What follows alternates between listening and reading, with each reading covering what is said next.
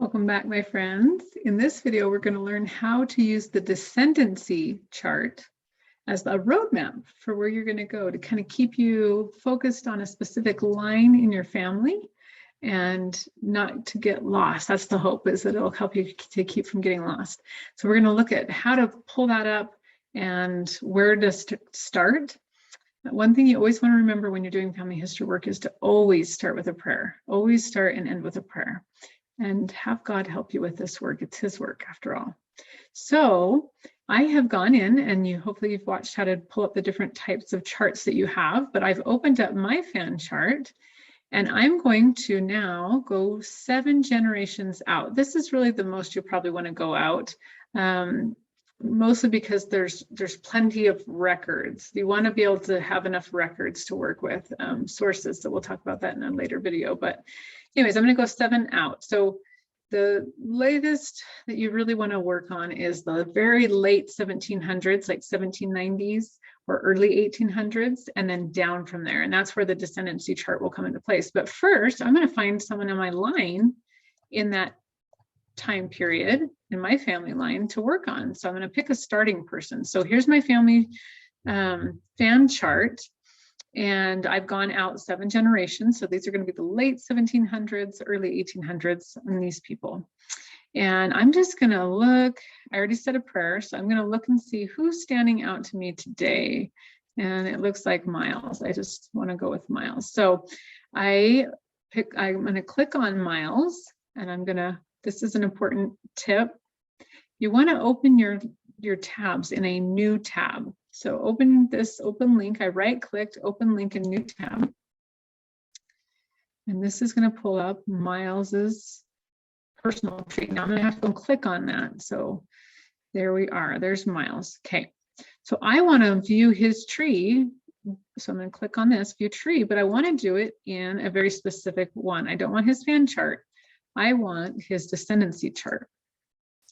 So now that I've got his Descendancy chart, I'm going to use this as my roadmap. So you may, and I highly recommend it. I always keep a family history journal, and it just kind of helps me keep track of where I've been, who I've been working on. I just make a few quick notes, but it just is a good way to keep track of things. So I would write his record number down, so I remember that that's my person. I'm working on his line. So his family line, like his kids, his grandkids, his great-grandkids. So Miles is old. He was born in 1795. That's pretty old, right? So I would write this number right here. This is his record number. That's going to help me keep track of my friend, Miles, my new friend. Now he's one of my ancestors. And this is another thing that I recommend for kids especially is find out how you're related to this person. I always think that's really fun to know how you're related. So as a kind of a little sidetrack here, I'm going to open this link in a new tab. This will bring up Miles again, but it won't get rid of my Descendancy chart. So while that's pulling up, well, it's trying to pull up my things a little slow. Here we go. So there's my friend Miles. Now, if you look to your right, you can see how you're related to that person. And I think it's always fun to know, how am I related to this person? So I'm going to view my relationship, and it's going to do this fun little quick chart. Okay, and this, if I go up, I can actually see, here we go. Here's Miles. He is going to be a grandfather to me. So if you look to the left, at least on my screen, it's my 4th great grandfather. That's fun. So I picked my 4th great grandfather to work on today. And that makes me very happy. So it's kind of fun to see who this is that you're working on. Make them real to you, because they are real people and they love you. So I just think that's kind of fun. So back to the Descendancy chart. So I closed that out. And now I'm back in my Descendancy chart. This is going to be my roadmap. I'm going to use this often. Now you can see here that I can go out 1, 2, 3, or 4 generations. And if you look down right now, let's put on 1.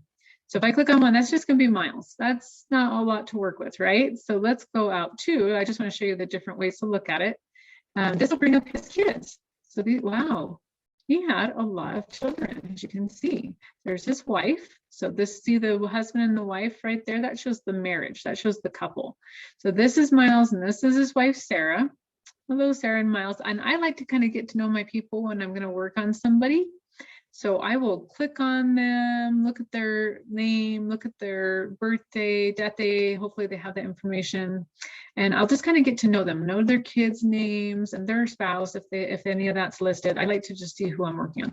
And so here's their kids, James, Sophia, Robert. Anyways, just a lot of kids. Look at all these children. How fun. So that's going to be a lot of work to do. We have a lot to look at there. So there's a couple of things I'm going to be looking for by using this chart. And I'm not going to talk about every single one in this video. Right now, I just want you to see how to pull this chart up and also what to look at. So once you get here, so generations, now I can go 3 out. This will bring up the great grandkids, or the grandkids. Oh, you see these little blue boxes that are showing up on the right? That's something we're going to be talking about in a later video. And then if I go 4 generations out, and that's the max that I'll let you do. I'm getting a bit of a slow connection today, I'm sorry. So 4 generations out, and it's being a little slow, and it will do the same thing. It'll bring up their kids and their great grandkids and so on. So as you can see, there's these blue boxes. I can see their birth date is the year. This is just the birth year and the death year. And then their record number here.